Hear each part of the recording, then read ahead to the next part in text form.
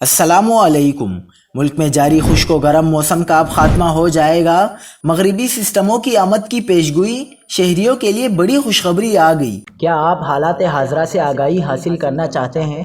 خبر کے پیچھے چھپے اصل حقائق جاننا چاہتے ہیں تو ابھی سبسکرائب کیجئے دل مل پاکستان کو اور ساتھ ہی گھنٹی کے نشان پر کلک کر دیں۔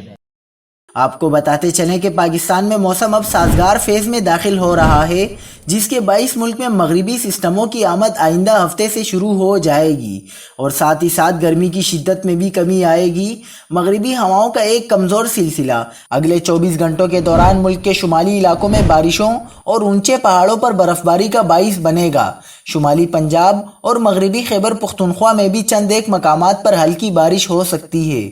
17 اور 18 اپریل سے ایک اچھا مغربی سسٹم ملک کا رخ کرے گا اور مختلف علاقوں میں بارشوں کا باعث بنے گا۔ لوکل ڈیولپمنٹ کا سیزن بھی آئندہ ہفتے سے شروع ہونے کا امکان ہے، جس میں کھرتر رینج اور سلیمان رینج پر گرج چمک والے بادل بنتے ہیں جو چند مقامات پر آندھی اور بارش کا باعث بنتے ہیں۔